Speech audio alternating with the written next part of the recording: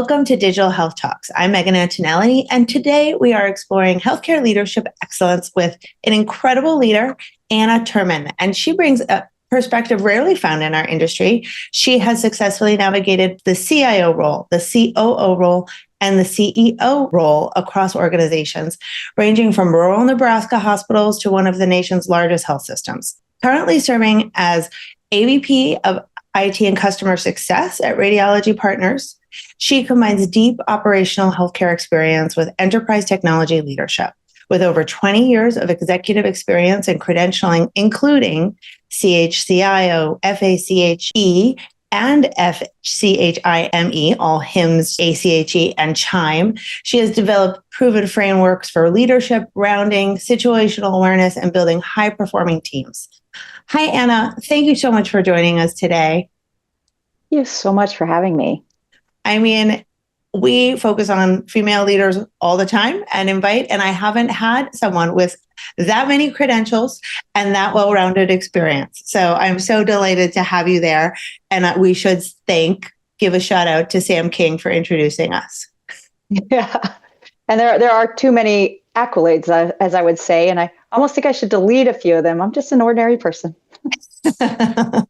Well, working in healthcare, we always say it's, everybody, the ordinary people are wearing capes, right? We are, it's the heroes. So, tell us a little bit about your background and kind of, how you got to hold those different roles. Yeah. All those different roles organically came to be. And to be honest with you, a lot of it organically came to be because I had sponsors. I wouldn't be where I am today without sponsors. One in specific I can think about that actually helped me keep growing and keep driving and be successful. From the CIO to the COO to the CEO, he really did help me not just grow, but to realize that as IT, I think a lot of us are in IT. We don't realize we're kind of the bug on the wall. We're always asking, how does this process work? How does this happen? We kind of know the processes of just about everything. We become a little bit of those masters of none. And so it's very easy for IT to transition to operations in reality because you're all about the business. IT is enabling the business. The business is driving and we're enabling them, right? So to be operationally focused and minded is actually kind of innate in some of those IT folks as they are building their skill set and they're growing because they're kind of that bug on the wall that understands all those processes. They've dug in, they've got their hands dirty. And it's a natural process, I think, to go from CIO to COO. It is served me well. It's I feel like it's a blended approach of leadership from a vision and of innovation and operational excellence. However, I will have to preface that there's a touch of master of none in there. You just got to pull the right tool out, sharpen that tool, use it, put it back in the belt because you might not see it for a while, right? So, yeah. Well, that's really, there's a few things there. One is that discussion of and that thinking about sponsorship, right? We hear a lot about mentorship, but sponsorship is different. Right. And, whether we're talking about men or women in the workforce, the importance of that to bring you forward. And especially in remote environments now, I think it's even harder, to find that. I know certainly as I was coming through, you're in the office all the time. There's a lot more opportunity for that, but it's a little different now for people coming through. What's your, tell us a little bit about that difference between sponsorship and mentorship and why it's important. And then talk a little bit about that remote, workforce and what you think that has an impact on. Absolutely. I kind of look at, we get a lot of attention and buzzwords to mentor and coaching, but not a lot to sponsorship. But mentoring and coaching are critical. They're part of the whole scheme of growing, right? From my perspective, though, for mentoring, it's structured and it's very time consuming for both parties, right? And I thrive in less structure. I thrive in chaos. If you can imagine, I'm high energy and thrive in chaos. And so I actually took a different approach for mentorship. I I picked out and created my own advisory council when I was very young in leadership. When I was a CIO, actually 20 some odd years ago.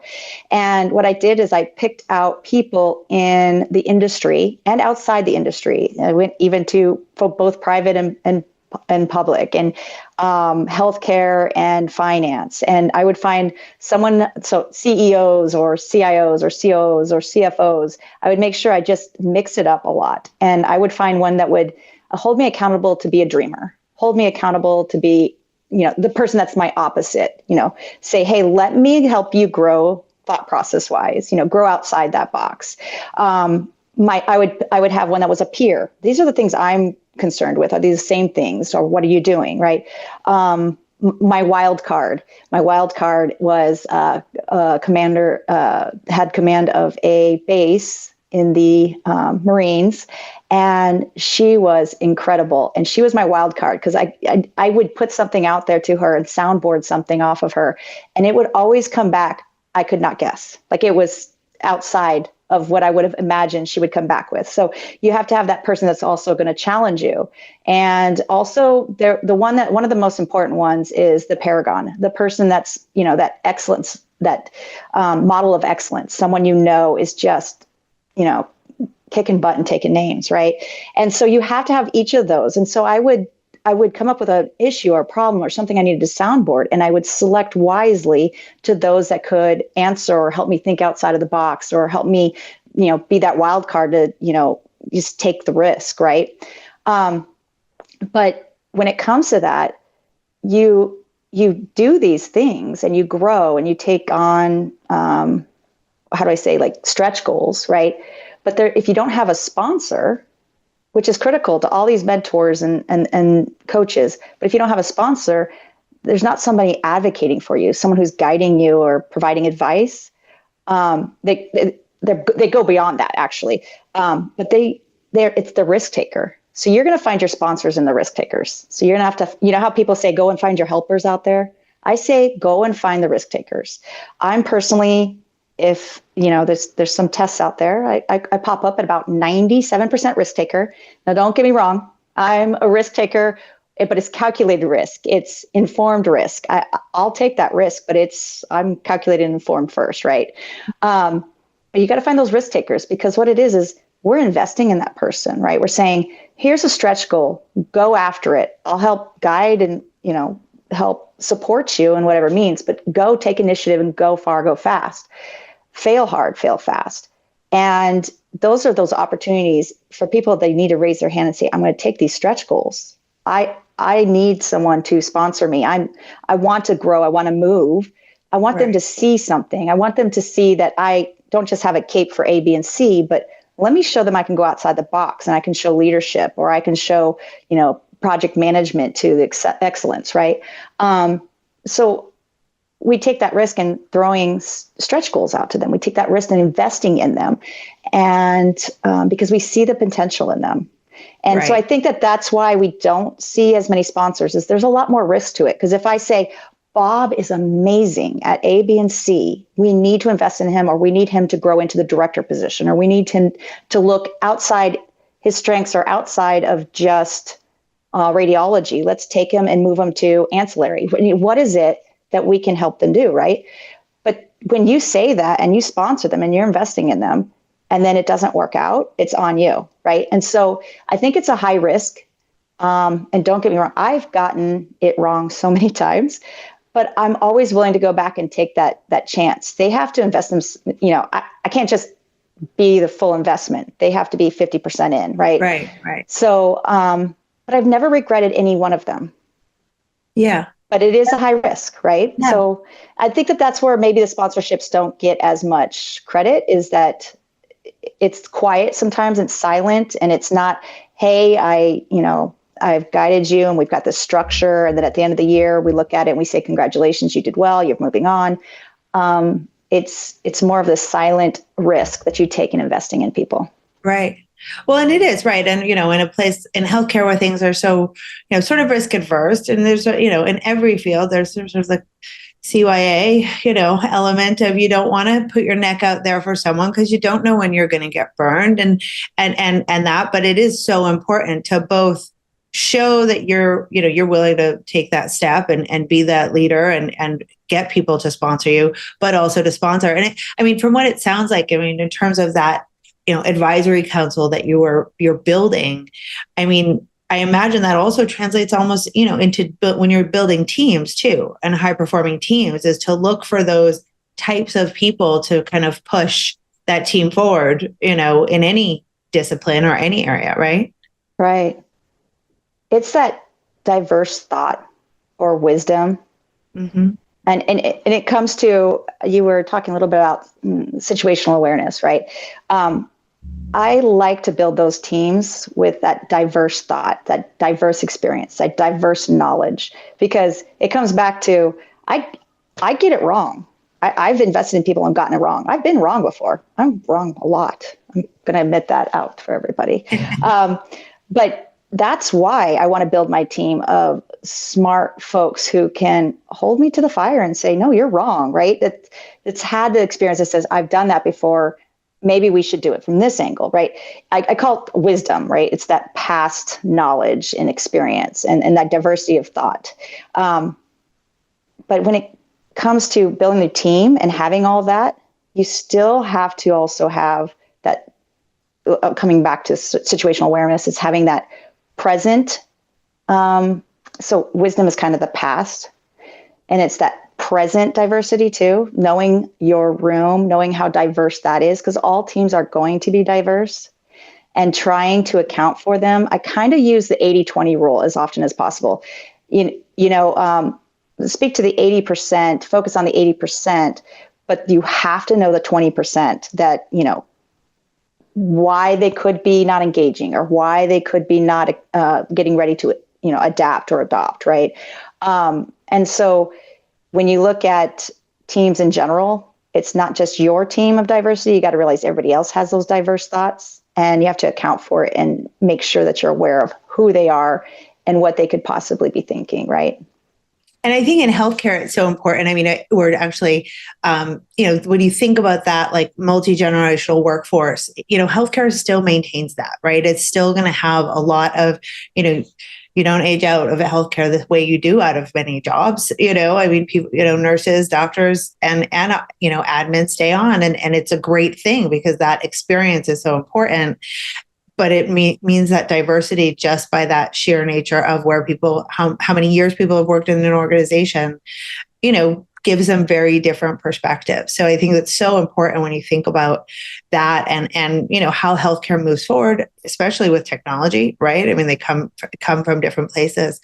How have you kind of managed that in looking at it? And the other thing that, I'm a New Yorker, so like I have that whole type A, whatever, and also, not a lot of self-awareness. New York is the center of the world. And then I moved to California and I thought, I guess there's other places, but still sort of urban. But I always, as I get more exposed and educated and, grow some wisdom, you realize like everybody comes from very different places. And of course, you've worked in Nebraska and other areas. You've had, managing different healthcare organizations. So that kind of diversity. So what's some of your experience around that you think, especially as we look to, this changing workforce, kind of matters in that? Yeah.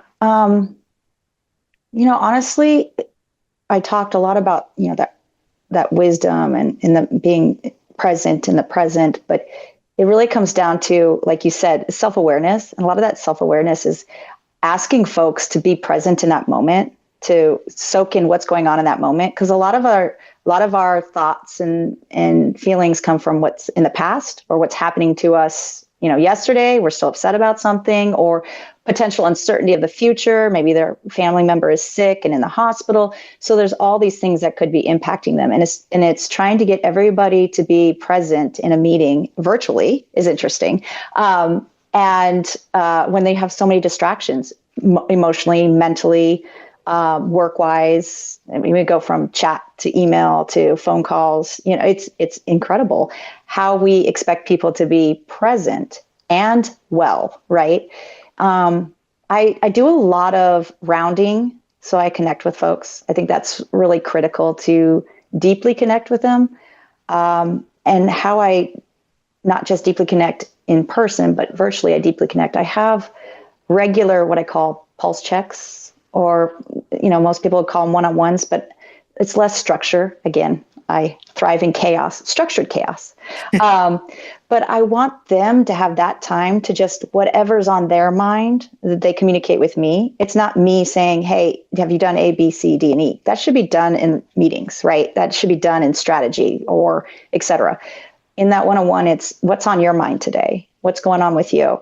And a lot of the time I find out somebody has a back pain and they're literally having the conversation laying down on the couch, right? Or, they haven't been able to get up, right? Or, something from, let me tell you about my kids and their success today. I'm so excited. They're going to state track, right? It's all those things. And it helps connect. But the biggest piece is it helps build that trust with them, that I want to hear about them. I'm listening. I'm seeking to understand them better so I can seek to understand how to invest in them, lift them up, and to be better in general. So I think that's a big thing when we're virtual. We're going so fast. We're so distracted that we're not in the present moment to remember that human being is a person on the other side who is maybe didn't get breakfast and they're hangry, or, maybe their kid just, got in a car accident. There's so many things. So many.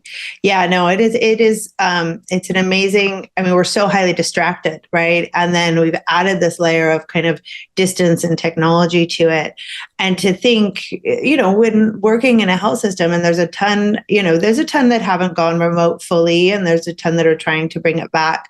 But I went to, I think it was, last year it was the iMethods meeting, and they had Auctioner there, and that team, still a lot of them being virtual, and all the different things that they're doing to sort of stay connected and be connected, and again, that, it's very cultural in terms of how do you motivate people to come back to the office, even if it's for a short period of time, so that you can create those connections. And so that even the foundation for that listening and connection is there. But I love, that what you talked about in terms of rounding, and that just that importance of making those touch points with your teams and getting them engaged. When it comes to kind of leadership, and we talked a little bit about this around, we're our own worst critics, right? So that self-awareness piece, and kind of how we kind of move to that place of, both confidence and we can take the time, right? Because I think some people, for some people it comes naturally to open up and to show, yes, I have a vulnerability. I'm sitting on the couch, or my kids are driving me crazy, or all of those things all at once, maybe. But what do you think to other leaders out there, how to kind of create that sort of safe space for people to, be able to communicate like that?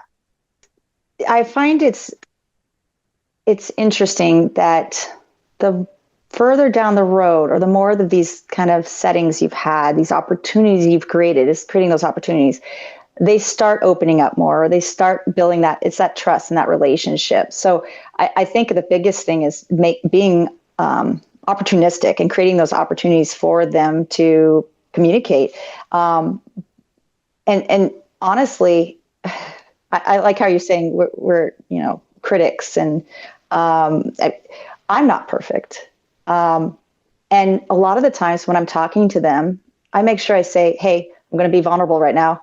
I did this 7 years ago, and this was a big issue. And I had to figure out how to be resilient through that, right? Well, grace is growth. You're not growing if you're not uncomfortable and you're not doing something uncomfortable, and then giving yourself grace to the fact that that's the first time you've done it and you didn't do it well, but you know how not to do it next time, right? So also helping them understand that fail hard and fail fast, right? That is one of my guiding principles, is fail hard, fail fast, and success will follow. And just don't do it twice, right? So we have to learn to give ourselves grace. A lot of humans are competitive by nature. I'm more competitive, as in I'm competitive with myself. If I'm not doing better tomorrow than I did today, then I'm doing something wrong. And if you give ourselves grace to realize, hey, I did something new today, because we do, we change and do something new every day. It's just small, minor things you just don't notice, right? If I don't give myself grace, then it's just going to pile on top of my shoulders. So I'm constantly reminding folks, it's important to tell me that you made a mistake and we'll get through this. And you have the grace to get through it, but don't do it again. Yeah. Yeah. Maybe that's the competitive part of me. Yeah. Right. It jumps out and says, don't do it again.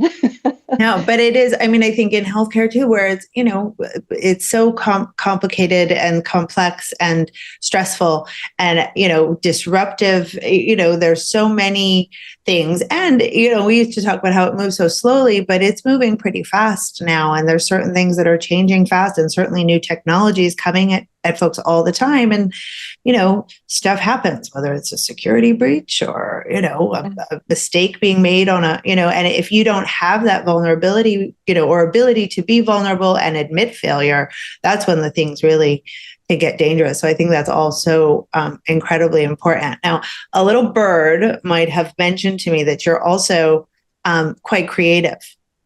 And you have a bit of an artist as well. So not only are you an incredible leader, multi-talented, but you're also creative. And I bring it up because at Health Impact, we have been focusing on, you can see actually my backdrop is art that was made at our conference. And we talk a lot about kind of how art is medicine and art is healing. But I think also there's this connection piece. And as healthcare is moving to this fate, sort of AI is coming in, technology is coming in. There's like there's arguably some dehumanization with this technology transformation.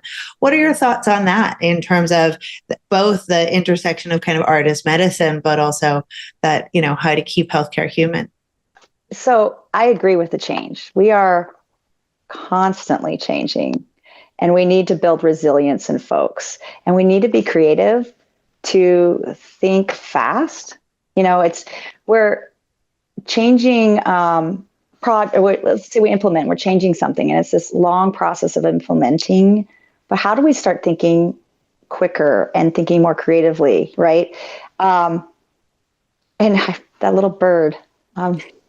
Thank you so much. Yes, you didn't say that in all the accolades. I have a fine arts degree.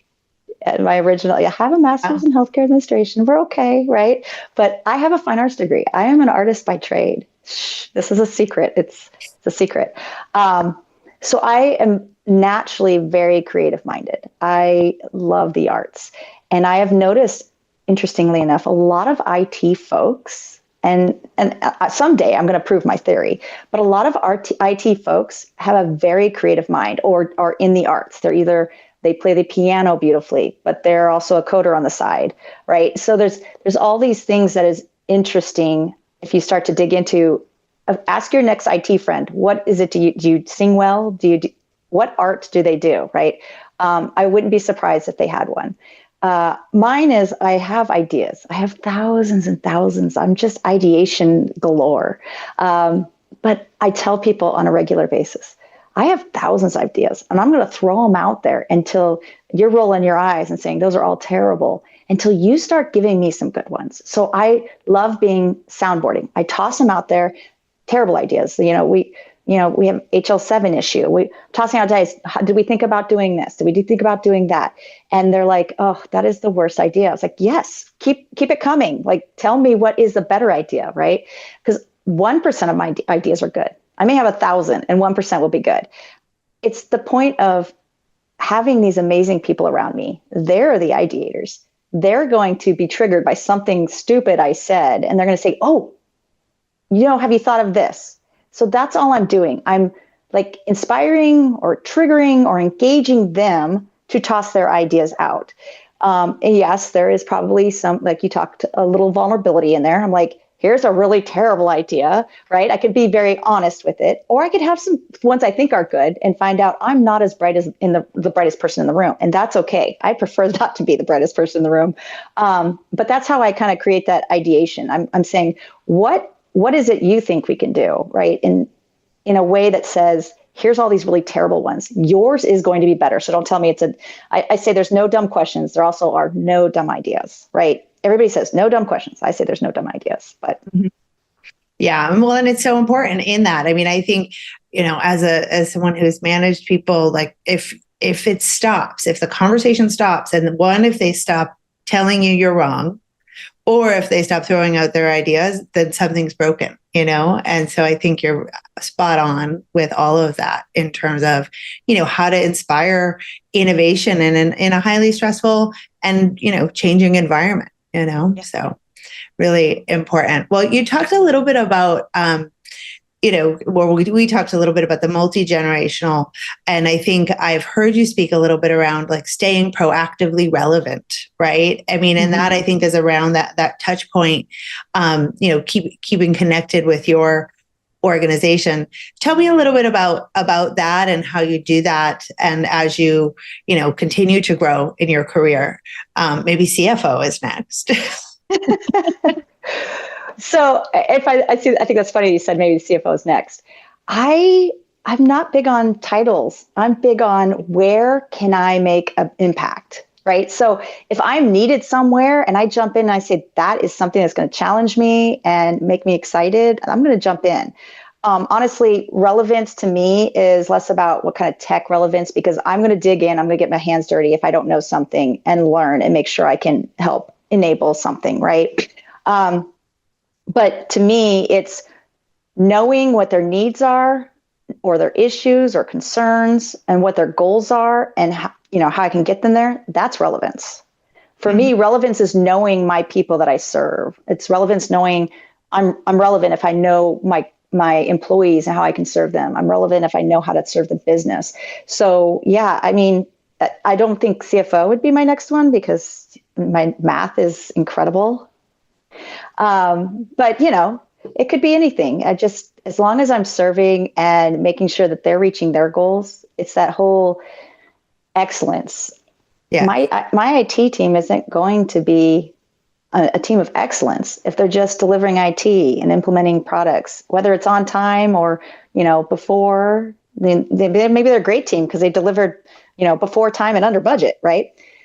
But they're not a team of excellence unless they're delivering their business partners or their customers or the business itself, their goals. So like the presidents of the hospitals, as a CIO, did I help them reduce their LOS days, right? Whatever their goals are, did we as an IT team, help them elevate themselves and achieve their goals? If they're not achieving their goals, then yeah, we're actually not very good at our job. Yeah, no, I mean, I think you've said so much around kind of the CIO and the IT roles, and that the techs are often so creative and they get such a great perspective of what's going on in the organization because they're the problem solvers. They're the problem solvers and the innovators, and they're the ones who kind of hear all of that stuff and have to take it there. So not only have you painted an amazing picture about how to be a leader, but also for folks just coming in to look at where they can go from, being on, an IT engineering team all the way through from CIO to COO. And I think we're seeing a lot of that as, technology was once, and in some cases problematically so, kind of in a silo. And now it is everything and everywhere, and very much touches operations and, of course, the finance and the clinical, and depending on where your strong suit is, you can then, move and certainly make an impact on all of those sides of the business. But as we talk about CFOs and finance, you are speaking, and that is why Sam introduced us at the HFMA SoCal Women's Leadership Disruptive Leadership Summit in Long Beach this July, which is the second time we've held this. Tell us a little bit about what Sam has told you maybe you should talk about. I think he just pinpointed me as a disruptive leader because, again, I thrive in chaos. I love a good challenge. I like to, in any of my previous teams, past teams, current teams, you can ask them. I love to help them feel uncomfortable. So when uncomfortable happens, they don't feel uncomfortable, right? So when we have a crisis or an implementation, they're uncomfortable. They've been uncomfortable before, so I make them uncomfortable, right? It's things like, okay, for example, I couldn't stand wearing dresses. I was a suits girl, heels and suits girl, heels and suits girl. And I decided when I was getting my master's, I was like, you know what? I need more growth than just learning this information. I need to grow deeply, right? And so I thought, I hate dresses. How about I make it an interesting challenge, which won't make sense to anybody else but me, who thrives in chaos. But if I get a 4.0, for every 4.0 I get, I buy a dress and I wear it to work, right? I hate dresses. I graduated at the 4.0, so I have lots of dresses now. And I was uncomfortable wearing those dresses. It was uncomfortable. Right now I love dresses. You can't hardly get me in a suit now. So it's that, that disruptive, like, let's be uncomfortable. I think that's a lot of that disruption is, I think it naturally comes to me to say, I am going to disrupt my life and be uncomfortable so that I can figure out how to do the hard, because nothing's easy and we grow from the hard. And I want to try to enable others to do that as well. Let's grow from the hard. Let's grow from the challenges. Let's grow from the stretch goals, I'm going to be completely honest again. When he asked, I was like, there's much better people out there. There's so many amazing leaders. Critic again. I am. I'm my own worst critic, because there's amazing people out there. And I personally believe speaking to art, I'm just a curator. I'm a curator as a leader. I bring all this beautiful artwork into a room and I give it, I do the research and I say, this is the purpose, the meaning, the impact, the outcomes. This is the beautiful presentation we have. So I'm just a curator. But I said I would do it because, again, it's uncomfortable. And I think there's better people. And I said, okay, Anna, you're going against your own, your own thoughts. Like, you can't tell people to do something and not do it yourself. So I was like, okay, I'm uncomfortable, but I'll do it. So that's how he got me. You did, and I'm so glad he did, because I know you're going to be amazing, and it is going to be amazing, and it is a wonderful room full of sponsors and potential, mentors and sponsors, and lots of men and women coming together and talking about leadership in general. But what you've talked about today is an amazing kind of framework for what we'll talk about there, and I think it will be. I look forward to both meeting you in person, but also having you be part of that, because it was a special event for sure. And I go to a lot of them, and while I always pretend everyone is special, they're not. Well, you're a beautiful soul, and I am thank you. It's been lovely having a conversation with you. So thank you for inviting me. Absolutely. I'm honored and, really excited to get to know you better and, introduce you to folks and kind of have, enjoy that time both in Long Beach, but otherwise too. But so thank you so much for joining us today.